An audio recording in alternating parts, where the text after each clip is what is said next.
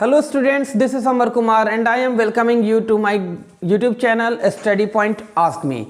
बच्चों, आज मैं आप लोगों के सामने एक और इम्पॉर्टेंट चैप्टर लेकर आया हूँ फ्रॉम economics, है ना। As you can see here that I am dealing with CBSE board exam preparation 2025। I am giving some important questions from social science for class 10th and today is the sub subject economics।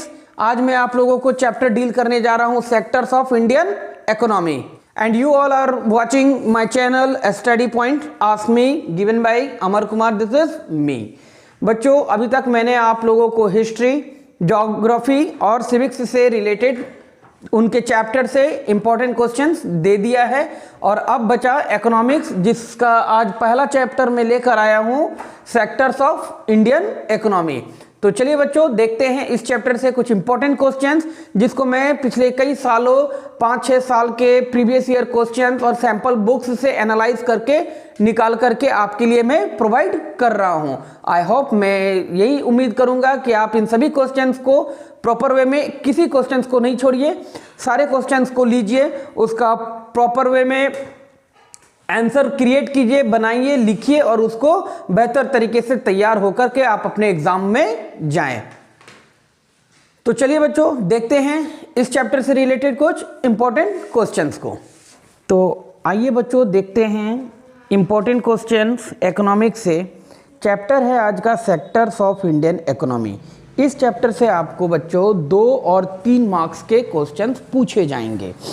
तो चलिए देखते हैं वो 2 और 3 marks के questions क्या क्या हो सकते हैं जो इस चैप्टर से इंपॉर्टेंट है।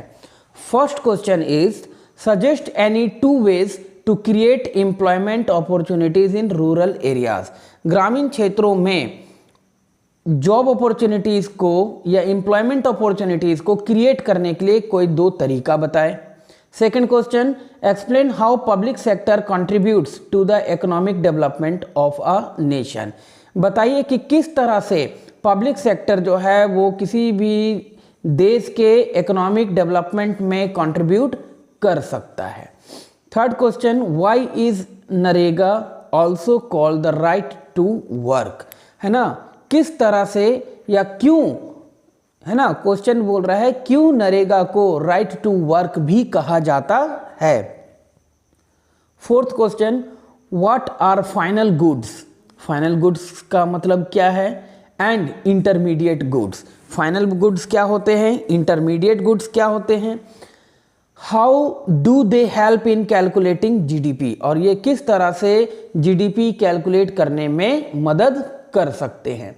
Question number 5, explain the working condition of organised sector और अनऑर्गेनाइज्ड सेक्टर। ऑर्गेनाइज्ड और अनऑर्गेनाइज्ड दोनों सेक्टर के वर्किंग कंडीशंस को आपको एक्सप्लेन करना है।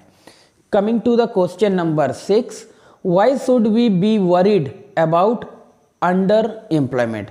हमें अंडर एम्प्लॉयमेंट्स के लिए क्यों चिंतित है, क्यों चिंता करना है ना। What is the reason to worried about all these. Question number 7, why do you think MG NREGA, Mahatma Gandhi NREGA 2005 is referred to as right to work, है ना। MG नरेगा को 2005 MG नरेगा को right to work क्यों कहा जाता है, इसे एक्सप्लेन करें।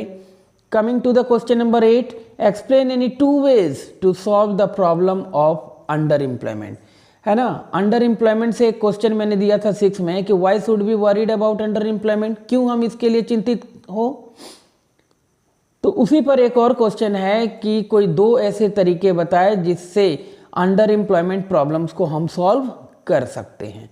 क्वेश्चन नंबर 9 में आते हैं, differentiate between final goods and intermediate goods, है ना। फाइनल गुड्स और इंटरमीडिएट गुड्स को डिफ्रेंशिएट करें। Question number 10, tertiary sector is playing a significant role in the development of Indian economy, justify the statement. कह रहा है कि टर्सरी सेक्टर जो है वो एक बहुत ही बेहतरीन रोल प्ले कर रहा है देश के इकोनॉमिक डेवलपमेंट में, ग्रोथ में। इसको जस्टिफाई कीजिए, कैसे आप कह सकते हो। Question number 11, differentiate between underemployment and disguised unemployment. Underemployment और डिसगाइज्ड अनएम्प्लॉयमेंट में क्या अंतर है, इसे बतलाएं। Now coming to question number 12, how can more job opportunities be created in rural areas. आखिर रूरल एरियाज में हम किस तरह से ज़्यादा जॉब अपॉर्चुनिटीज क्रिएट कर सकते हैं। Question number 13, in what veg can employment be increased in urban areas. अब अर्बन एरियाज में हम एम्प्लॉयमेंट को कैसे इंक्रीज कर सकते हैं, ये बतलाइए। Agriculture is an unorganised sector in India. Question number 14 कह रहा है कि एग्रीकल्चर जो है वो एक तरह का अनऑर्गेनाइज्ड सेक्टर है भारत में। डू यू एग्री, क्या आप इस बात से सहमत हैं। जस्टिफाई विथ सुटेबल एग्जाम्पल, कुछ एग्जाम्पल दे करके इसको आप जस्टिफाई कीजिए। And now coming to the last question from this chapter is differentiate between public and private sector. Public और प्राइवेट सेक्टर के बीच का अंतर बतलाएं।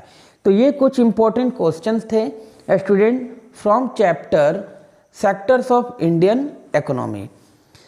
आई होप मेरा आज का वीडियोस आपको बेहतर लगेगा, आपके बोर्ड एग्जाम्स को प्रिपेयर करने में आपको मदद करेगा। I just want to say that students, please be with me, be with my channel, always ready to watch, always ready to give me support।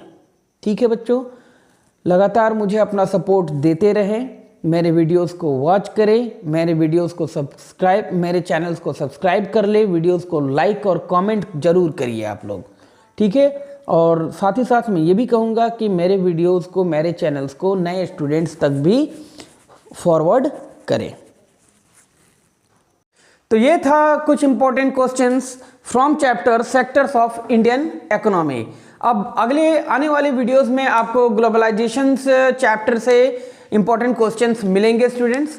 तो फिर वेट कीजिए मेरे अगले वीडियोस का, है ना, जो कि कल आएगा, और उस वीडियो में आपको ग्लोबलाइजेशन चैप्टर से इंपॉर्टेंट क्वेश्चंस को मैं प्रोवाइड करूंगा।